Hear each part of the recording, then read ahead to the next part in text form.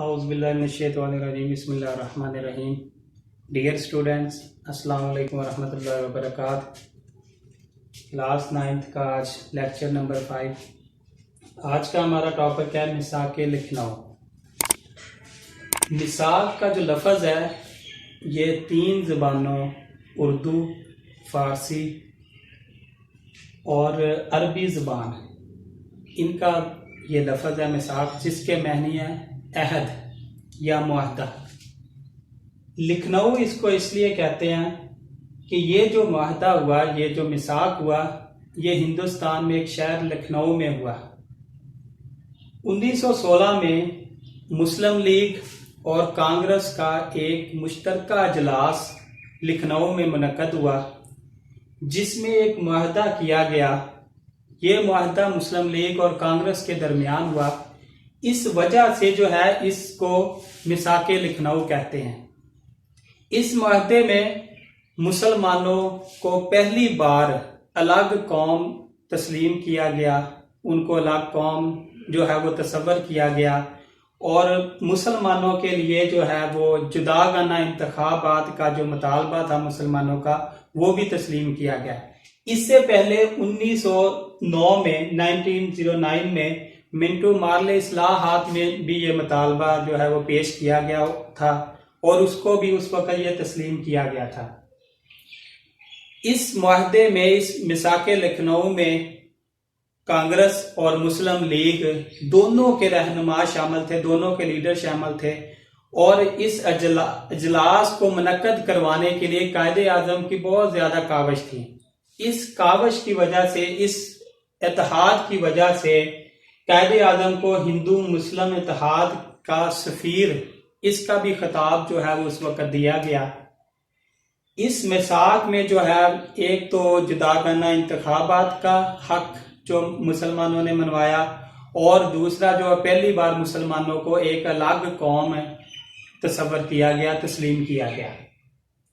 اس کے بعد تحریک خلافت، ہمارا جو دوسرا جو ٹاپک ہے تحریک خلافت.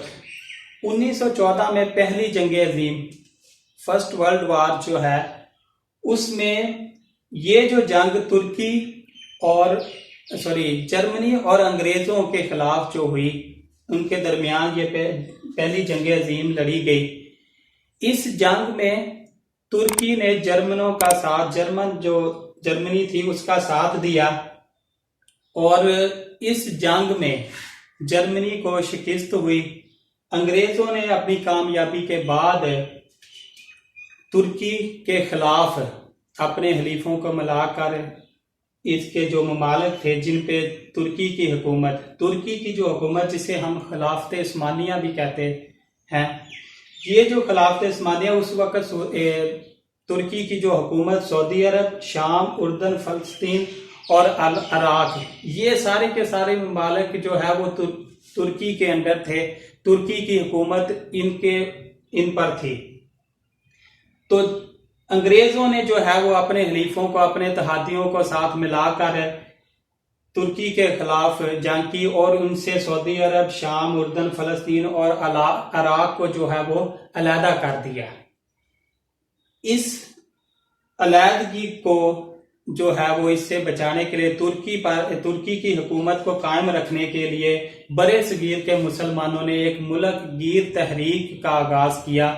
یہ جو آغاز ہے 1919 میں یہ تحریک کا جو ہے وہ آغاز ہوا، اور اس کو جو تحریک خلافت کا نام دیا گیا. اس تحریک کے جو مقاصد تھے، اس تحریک کا جو مقصد تھا، ترکی کی خلافت قائم رکھی جائے، یعنی خلافت عثمانیہ جو ہے وہ قائم رکھی جائے.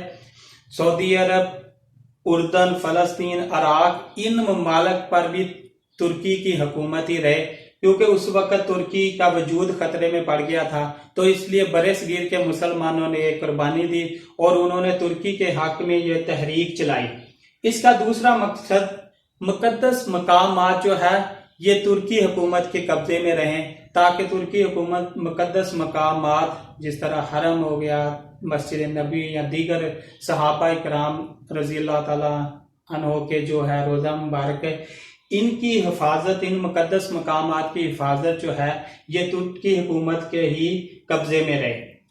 اور تیسرا جو ہے اس تحریک کا مقصد تھا کہ حدود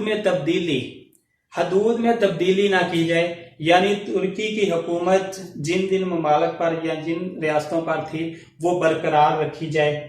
ڈیئر اسٹوڈنٹس، یہ تحریک خلافت، میثاق لکھنؤ، یہ دونوں ٹاپک آپ نے تیار کر کے آنے ہیں۔ انشاءاللہ تعالی نیکسٹ لیکچر میں ہم تحریک عدم تعاون اور تحریک ہجرت اور نہرو رپورٹ انشاءاللہ تعالی ان کے بارے میں پڑھیں گے۔ ان کو اس کے MCQs اور شارٹ کویسچن اور تھارلی یہ دونوں ٹاپک تیار کر کے آنے ہیں۔ اللہ حافظ۔